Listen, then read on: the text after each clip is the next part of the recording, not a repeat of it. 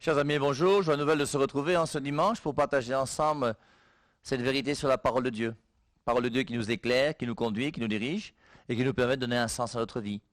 Alors, j'espère que vous n'êtes pas fatigués de ma parabole du semeur qu'on est en train de décortiquer déjà depuis quelques semaines. Je vous rappelle, parabole du semeur, Matthieu chapitre 13. Première graine, comme vous le savez tous déjà, c'est la graine qui tombe sur le sol. Et tombant sur le sol, les oiseaux la dévorent. C'est celle qui refuse de naître de nouveau. On avait vu Jean 3, Nicodème, plus le baptême, et on avait réfléchi sur la nouvelle naissance. Et on avait vu que si tu veux porter du fruit, la première des choses qu'il faut faire, c'est accepter de naître à cette vie nouvelle. Sans cette nouvelle vie, tu es foutu. Jean 12, 24, si le grain de blé tombé en terre ne meurt pas, il ne porte pas de fruit. Mais s'il meurt, il porte beaucoup de fruits. Deuxième graine, c'est la graine qui entre dans un sol pierreux. C'est un sol dans lequel il y a beaucoup de pierres et de cailloux. Elle va germer, elle va naître, il y aura une petite pousse, mais faute de racines, ça veut dire qu'elle ne peut pas se nourrir. Et donc si elle ne se nourrit pas, elle va mourir, elle va crever. Et donc c'est pour ça qu'on avait vu donc que la deuxième graine nous fait comprendre que nous devons nous nourrir. On a vu qu'il faut se nourrir de la parole de Dieu, c'est Matthieu 4,4, se nourrir de l'Eucharistie, Jean 6, 55, et se nourrir de la volonté du Père. Les trois nourritures que le Christ nous donne. Lors de la tentation du Christ au désert, l'homme ne vit pas seulement de pain, mais toute parole qui sort de la bouche de Dieu. Grand discours sur le pain de vie, Jean 6, 55. Ma chair est une vraie nourriture et mon sang une vraie boisson. Et dans Jean 4, 34, Jésus-Christ nous dit, j'ai une nourriture autre que la vôtre, c'est de faire la volonté de mon Père. Et on avait commencé déjà à étudier la parole de Dieu. Et la parole de Dieu est une nourriture pour moi, premièrement, à partir du moment où je l'accepte dans sa totalité dans ma tête. Et la parole de Dieu, ce n'est pas n'importe quoi. Enseigner que Jésus-Christ avait des frères et des sœurs, ce n'est plus la parole de Dieu, c'est du mensonge, c'est l'erreur. Et c'est pour ça qu'il faut savoir où se trouve la parole de Dieu. Et on a vu que la parole de Dieu se trouve premièrement dans l'Église et non pas premièrement dans la Bible. On ne peut pas interpréter la Bible n'importe comment. La Bible s'interprète dans l'Église qui a donné la Bible au monde. Et maintenant, cette parole de Dieu, on avait vu qu'une grande partie de la parole de Dieu a été mise par écrit dans un livre qu'on appelle la Bible, avec nos frères des églises séparées qui ont la Biblette. Et dans cette Bible, donc il y a 73 livres, Biblette 66 livres, et c'est important que ce livre-là, nous puissions le garder, le méditer, le fouiller, j'ai envie de dire même le manger. Je vais vous lire un passage maintenant de Apocalypse au chapitre 10. Parce qu'il faut aussi qu'on se familiarise avec l'Apocalypse, et j'espère qu'un jour on pourra étudier ensemble le livre de l'Apocalypse, qui est un livre qui n'est pas si compliqué que ça, mais qui implique quelques clés de lecture. Parce que sans les clés de lecture de l'Apocalypse, on est vraiment un petit peu perturbé par ce livre. Mais là, je vous lis Apocalypse chapitre 10. Et la voix que j'avais entendue venir du ciel me parla de nouveau en ces termes. Va, prends le petit livre ouvert dans la main de l'ange qui se tient debout sur la mer et sur la terre. C'est pas compliqué, c'est pas trop compliqué ce passage. Je suis maintenant dans Apocalypse chapitre 10, verset 9. J'allais vers l'ange en lui disant de me donner le petit livre. Et il me dit, prends-le et avale-le. Il remplira d'amertume tes entrailles, mais dans ta bouche il sera doux comme du miel. Je pris le petit livre de la main de l'ange et je l'avalai. Il fut dans ma bouche doux comme du miel, mais quand je l'eus mangé, mes entrailles furent remplies d'amertume. Puis on me dit, il faut que tu prophétises de nouveau sur beaucoup de peuples, de nations, de langues, de rois. Alors avant de revenir au petit livre, Apocalypse 10, 11. Le dernier verset d'Apocalypse 10, Saint Jean qui reçoit cette révélation, il reçoit cette révélation en recevant ce verset qui est, puis on me dit. Puis on dit à Jean, il faut que tu prophétises de nouveau sur beaucoup de peuples, de nations, de langues, de rois.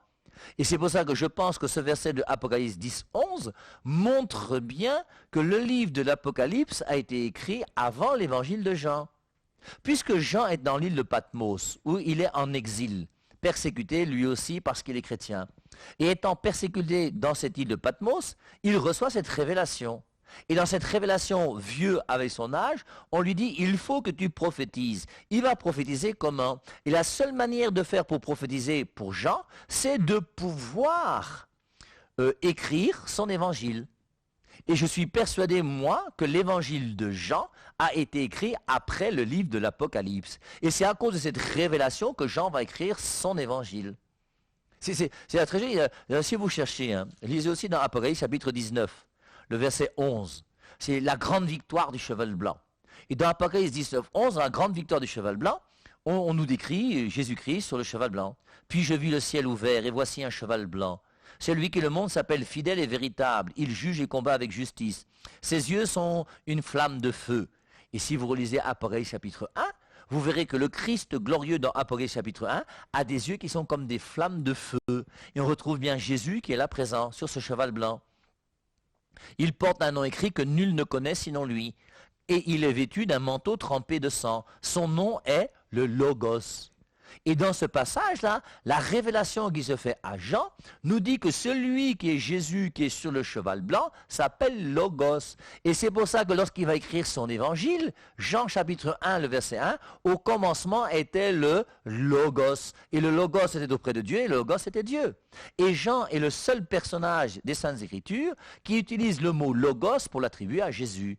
Et pourquoi est-ce qu'il fait ça? Parce que dans la révélation de l'Apocalypse, Jésus-Christ lui-même s'est fait appeler Logos, étant sur le cheval blanc. Et c'est pour ça que Jean 1.1, au commencement, était le Logos, et le Logos était auprès de Dieu, le Logos était Dieu. Jean 1.14, le Logos s'est fait chair, et il a demeuré parmi nous. Donc, mais ce qui m'intéresse aujourd'hui par rapport à l'Apocalypse, mais ça c'est pour vous permettre d'entrer toujours un peu dans l'Apocalypse, parce qu'il faut qu'on fréquente le livre de l'Apocalypse. Et je vous invite à le lire de temps en temps. Il y a des passages qui sont compliqués, mais vous verrez. Je vous donnerai quelques clés de lecture qui permettront quand même d'entrer dans ce livre et de comprendre que ce n'est pas un livre apocalyptique, mais un livre qui nous est donné, comme l'évangile de Matthieu, l'évangile de Jean, comme tous les textes de Paul, pour pouvoir vivre aujourd'hui ce que nous devons vivre comme chrétiens. L'Apocalypse est pour nous parole de Dieu, inspirée par Dieu. Et donc c'est pour ça que c'est un livre sacré. Et c'est un livre sacré au même titre que les autres, qui a même été écrit pour les chrétiens persécutés, afin qu'ils soient solides et forts dans les persécutions. Alors, dans ce Apocalypse 10, prends-le et avale-le. Il remplira d'amertume tes entrailles, mais dans ta bouche il sera doux comme du miel. Je pris le petit livre de la main de l'ange et je l'avalai. Il fut dans ma bouche doux comme du miel, mais quand je l'eus mangé, mes entrailles furent remplies d'amertume. Et on voit à travers de ce petit livre, qu'on retrouve dans Ézéchiel au chapitre 3, le verset 3, on retrouve donc ce passage qui montre que nous devons manger. Il faut manger ce livre. Et la Bible, on ne la mange pas physiquement, on la mange en la méditant. Et c'est pour ça qu'il y a la méditation des Saintes Écritures. Et pour nous, ce livre, qui est le Nouveau Testament et l'Ancien Testament, est un livre sacré, infiniment important, que nous devons essayer de maîtriser autant qu'on peut, pour essayer de le méditer, afin de le garder dans notre cœur. Et quand on gardera dans notre corps la parole de Dieu, alors on sera fort. Et voilà comment on se nourrit de la parole de Dieu. Premièrement, en l'accueillant comme elle est pour ce qu'elle est venant de l'Église, et deuxièmement, en acceptant de la garder. Et quand je la médite, la parole de Dieu, j'en veux dire, descend dans mon cœur, et je la garde pour la mettre en pratique, et c'est comme ça que la parole de Dieu me nourrit. Aujourd'hui, on va voir deuxième nourriture, l'Eucharistie. L'Eucharistie, alors on pourrait, vous voyez, pour comprendre l'Eucharistie, reprendre la manne au désert. La manne au désert, c'est Dieu qui donne son pain à son peuple. Le peuple d'Israël est dans le désert. Et dans le désert, on ne moissonne pas, on ne récolte pas. Et donc le peuple dans le désert n'a pas à manger. Et qu'est-ce que Dieu va faire? Dieu va donner gratuitement son pain qui descend du ciel. Et il y a un pain qui descend du ciel qui est la manne, que Dieu va donner par Moïse au peuple d'Israël. Et chaque jour, ils auront donc la manne qu'ils pourront manger là-bas dans le désert. Et pour nous, forcément, cette manne va passer par la multiplication des pains que Jésus-Christ va faire, et cette multiplication des pains va aboutir à l'Eucharistie, qui est le dernier repas, où Jésus-Christ va transformer le pain dans le corps du Christ. Je vais lire avec vous, passage sur Jean 6, 51 à 58. Et dans ce passage, je vous invite à relire Jean 6 en entier, c'est le grand discours sur le pain de vie. D'ailleurs, ça commence par la multiplication des pains, et ça va terminer par le discours sur le pain de vie, qui va se terminer sur l'Eucharistie. Et dans ce passage de Jean 6, 51, c'est Jésus-Christ donc qui commence à donner un petit discours sur le pain de vie et sur tout le reste. Si on pouvait, on lirait avant, mais on n'a pas tellement le temps, je vous invite à le faire. Moi, je lis juste avec vous Jean 6, 51. « Moi, je suis le pain vivant descendu du ciel. Si quelqu'un mange de ce pain, il vivra éternellement, et le pain que je donnerai, c'est ma chair pour la vie du monde. » Alors, je vais lire, je vais relire, parce que je voudrais qu'ensemble, on puisse simplement entrer dans ce texte que nous est donné par l'Église, qu'on trouve dans la Bible, et essayer de le comprendre. Ce texte est clair. Jean 6, 51. Moi, je suis le pain vivant descendu du ciel. On a d'abord parlé de la manne, qui est le pain qui venait de Dieu, tout ça. Lui, Jésus nous dit, moi, c'est Jésus, je suis le pain vivant descendu du ciel. Si quelqu'un mange de ce pain, il vivra éternellement. Et le pain que je donnerai, c'est ma chair pour la vie du monde. Et le pain qu'il donne, c'est sa chair. Je crois que le texte est clair. Je ne vois pas comment les gens viennent ergoter et discuter. Et il y a bien un pain qui est sa chair. Et le pain qui est sa chair, pour nous tous qui connaissons un peu les Saintes Écritures, bien, c'est le dernier repas que le Christ va faire, où il va prendre du pain. Et quand il dit, voici le pain, il dit sur ce pain, ceci est mon corps. Et quand il dit, ceci est mon corps, le pain n'est plus du pain, mais le pain devient son corps. Si vous comprenez ça autrement que comme je le comprends, ben venez me donner des cours de français. Parce que j'aimerais comprendre, moi, comment les gens comme les témoins de Jéhovah traduisent carrément dans la Bible, ceci représente ou signifie mon corps. C'est malhonnête. C'est malhonnête. Il faut appeler les choses par leur nom. Et ce n'est pas symbolique. Jésus n'écrit pas, ceci est le symbole de mon corps. Il a dit, ceci est, c'est, est. Le pain là est mon corps. Et ce passage est clair. Je suis le pain descendu du ciel. Si quelqu'un mange de ce pain, il vivra éternellement. Et le pain que je donnerai, c'est ma chair pour la vie du monde. D'ailleurs, au verset 52, les Juifs ont bien compris. Puisque les Juifs, après avoir entendu Jésus-Christ dire cela, qu'est-ce qu'ils font? Les Juifs se querellaient entre eux et disaient, comment celui-ci peut-il nous donner sa chair à manger? Et les Juifs ont bien compris que Jésus-Christ a dit qu'il faut manger ma chair. C'est clair, c'est net, et c'est même l'interprétation des Juifs qui écoutaient Jésus. Hein, ce n'est pas uniquement du pain, c'est sa chair. Et on comprend qu'il se pose la question, comment cet homme peut-il dire qu'il faut manger sa chair? On va manger la chair de quelqu'un comment? Tu as déjà vu un homme en route, tu dis que tu mange ma chair, mais tu vas le prendre pour un fou. Et on comprend la question des Juifs. Et comme dit Scott Hahn, qui était un pasteur protestant qui s'est converti et qui est devenu catholique, en commentant ce passage, il dit qu'au verset 53, Jésus-Christ ne s'est pas excusé. Et Jésus-Christ n'a pas dit, écoutez, non, vraiment, comprenez bien, je ne veux pas dire qu'il faut manger ma chair, c'est uniquement un symbole, ne vous inquiétez pas. C'est pas ce qu'il dit. Qu'est-ce que Jésus-Christ répond à ces Juifs qui leur disent, comment celui-ci peut-il nous donner sa chair à manger? Verset 53, Jésus leur dit, en vérité, je vous le dis, si vous ne mangez la chair du Fils de l'homme, et si vous ne buvez son sang, vous n'avez pas la vie en vous. Jésus-Christ ne s'est pas excusé pour dire c'est un symbole. Il a dit, il faut manger ma chair, il faut manger mon sang. Il continue au verset 54. Celui qui mange ma chair et qui boit mon sang a la vie éternelle, et je le ressusciterai au dernier jour. 55. Car ma chair est vraiment une nourriture, et mon sang est vraiment un breuvage. 56. Celui qui mange ma chair et boit mon sang demeure en moi et moi en lui. Alors, je crois que le texte est quand même clair. Si tu veux étudier objectivement ce texte, si tu veux méditer-le tout au long de la semaine, tu reprends ce texte, tu le médites lundi, mardi, mercredi, jeudi, vendredi, samedi et dimanche prochain, et tu verras que Jésus-Christ, d'une manière claire et nette, a annoncé dans ce discours de Jean chapitre 6 qu'il y a un pain qui devient sa chair et que nous devons manger pour avoir la vie. Donc, dans ce passage de Jean 1, 51 à 58, 4 fois, Jésus-Christ dit, celui qui mange ma chair et boit mon sang a la vie éternelle. Et 2 fois, il dit, celui qui mange ma chair a la vie éternelle. C'est pour ça que nous, les catholiques, on nous reproche souvent, quand on célèbre la messe, de donner uniquement la communion au corps du Christ et de ne pas donner la communion au corps et au sang du Christ. Eh bien, dans ce passage, relisez-le, dans Jean 6, 51, 58, Jésus-Christ dit, si tu veux manger ma chair, tu as la vie éternelle. Tu peux manger ma chair et mon sang, tu as la vie éternelle. Vous avez les 2 possibilités. Soit manger sa chair et son sang. C'est biblique. Nous respectons la Bible, nous les catholiques, plus que tous les autres. Ce n'est pas le boucan. Que les choses soient claires. Et donc ce passage nous montre bien qu'il y a ce pain qui va devenir sa chair. Et c'est extraordinaire, mes amis, de comprendre que Jésus-Christ va vouloir que le pain, qui est l'aliment le plus fondamental qu'on trouve partout, va devenir son corps. Pour que moi, Père Hervé Marie, pour que Jean les apôtres, pour que la Vierge Marie, puisse vivre avec Jésus-Christ le corps à corps. Et c'est pour ça que cette Eucharistie, mes amis, c'est le sacrement par excellence. On l'appelle même dans l'Église catholique le Saint-Sacrement. Il y a 7 sacrements, le baptême, la communion, la confession, la confirmation, le mariage, l'ordre et l'extrême-onction, l'onction des malades.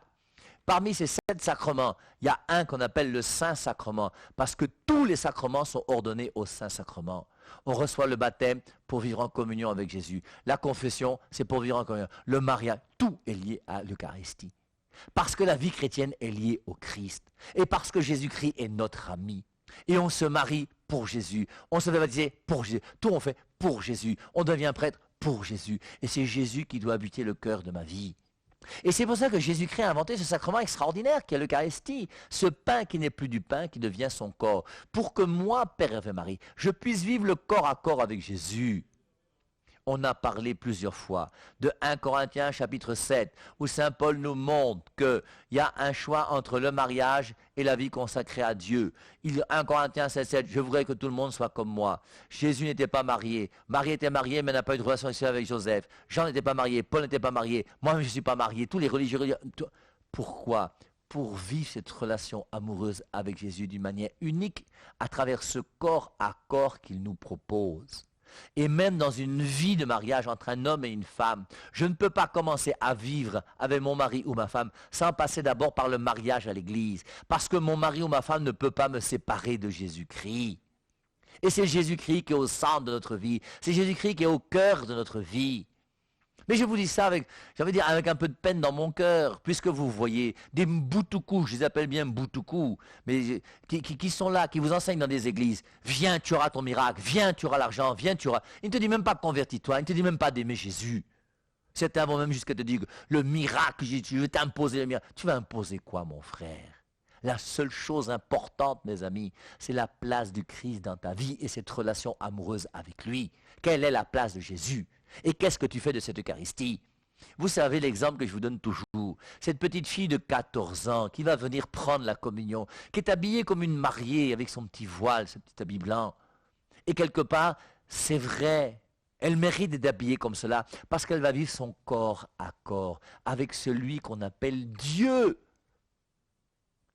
Et elle va prendre la communion. Jésus-Christ va venir en elle. Et lorsque Jésus-Christ vient là, Jésus, tu es mon tout, je voudrais tant t'aimer, mourir d'amour pour toi. C'est tellement beau. Une chorale qui prend un bon deuxième chant de communion, ou qui met les gens dans la prière. Tu viens de prendre la communion, tu t'enfermes en toi-même, tu es là, tu penses à Jésus-Christ qui est là, tu dis que oui, merci Jésus. C'est toi qui donnes un sens à ma vie. Sans toi, je suis perdu. Merci d'avoir permis que chaque dimanche, je puisse te rencontrer dans l'Eucharistie pour que toi et moi, nous puissions vivre ce moment d'intimité amoureuse. Et cette fille va prendre la communion à 14, 15, 16 ans, 17 ans. Et arrivée à 18 ans, elle ne prend plus la communion parce que son voisin Diego lui a dit « Je t'aime de tout mon cœur ». Il dit que moi aussi, je t'aime. Et le 14 février est arrivé, et Valentin et Valentine ont valentiné. Et maintenant que tu as commencé à donner ton corps à ton Diego, tu ne peux plus recevoir le corps du Christ. L'Eucharistie, mes amis, ce sacrement qui est si beau et qui est si grand. Je vous lis 1 Corinthiens chapitre 11. Parce que vous voyez, l'Eucharistie se trouve dans Matthieu, dans Marc, dans Luc, mais pas dans Jean. En général, quand vous trouvez quelque chose dans Matthieu, Marc et Luc, ça n'existe pas dans Jean. Quand vous trouvez quelque chose dans Jean, c'est que ce n'est pas dans Matthieu, Marc et Luc. Et comme Matthieu, Marc et Luc ont parlé de la scène, Jean ne parle pas de la scène. Matthieu, Marc et Luc n'ont pas parlé du lavement des pieds. Et donc, lui, Jean, a parlé du lavement des pieds. Et Saint Paul, lui aussi, parlera de la scène dans 1 Corinthiens au chapitre 11. Et en parlant de la scène, il dit, je vous lis ce passage qui est très joli, hein. Car moi j'ai reçu du Seigneur ce que je vous ai transmis. Le Seigneur Jésus, dans la nuit où il fut livré, prit du pain. Et après avoir rendu grâce, le rompit et dit, ceci est mon corps, qui est pour vous, faites ceci en mémoire de moi.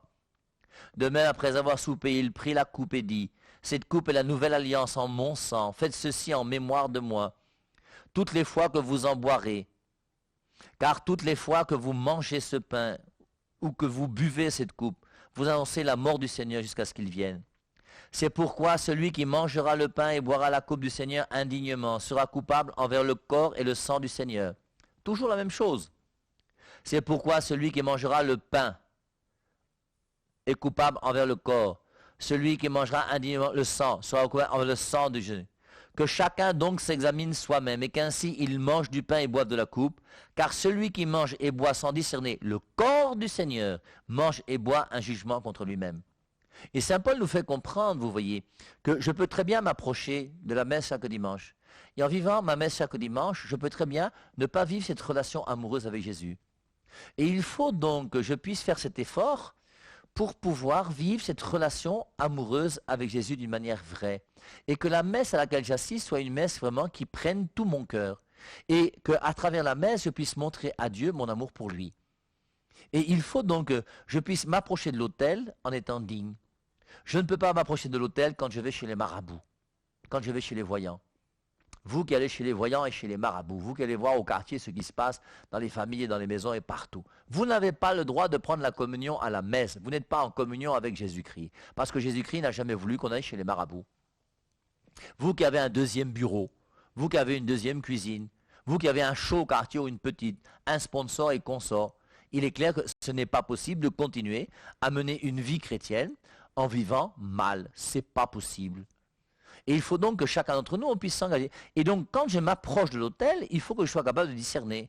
Et c'est vrai, il y a des gens qui prennent la communion pour leur propre condamnation. Et c'est très joli comme texte. Pourquoi? Parce que ça montre, vous voyez, que quand je vais à la messe le dimanche, le but pour moi, c'est pas de recevoir une hostie et de manger l'hostie. Le but, c'est de vivre à travers ces hosties une communion réelle et profonde, vraie avec Jésus. Et c'est pour ça que l'Église catholique vous demande à vous-même les fidèles qui ne pouvez pas prendre la communion parce que vous êtes dans la polygamie, parce que vous avez des situations difficiles, parce que je ne sais pas quoi, peu importe. Elle vous dit quand même, venez à la messe et venez assister à la messe. Pourquoi? Parce que grâce à la messe, vous aurez la parole de Dieu. Grâce à la messe, vous aurez l'Eucharistie. Et même si tu ne peux pas communier à l'Eucharistie, tu peux au moins communier spirituellement ou mystiquement. Même si tu ne te lèves pas pour aller chercher la communion dans la main du prêtre, reste à ta place. Mais pendant que tout le monde reçoit la communion, toi aussi dis à Jésus, moi, je veux te recevoir mystiquement ou spirituellement dans mon cœur. Et tu fais comme si tu avais pris la communion, parce que Jésus-Christ est aussi là dans ton cœur et il t'aime. Et l'important, c'est cette communion spirituelle que nous devons vivre avec Jésus. Et en sortant de la messe, que je puisse et faire un effort pour que ma vie chrétienne soit transformée, je veux dire transfigurée par l'Eucharistie que j'ai reçue. Et qu'au quartier, là où je suis, où que j'habite, où que je travaille, que les gens puissent savoir que cet homme, cette femme n'est pas comme tous les autres. On sent qu'il y a quelqu'un qui l'habite, il a une manière ou elle a une manière de vivre qui n'est pas comme les autres. Et c'est important de vivre cet évangile. Maintenant, au verset 30, il est dit, c'est pour cela qu'il y a parmi vous beaucoup de malades et d'infirmes et qu'un assez grand nombre sont décédés. Jésus-Christ dit, il y a des gens qui prennent mal la communion. Ils vont à la messe, mais ils ne discernent pas ce qu'ils font.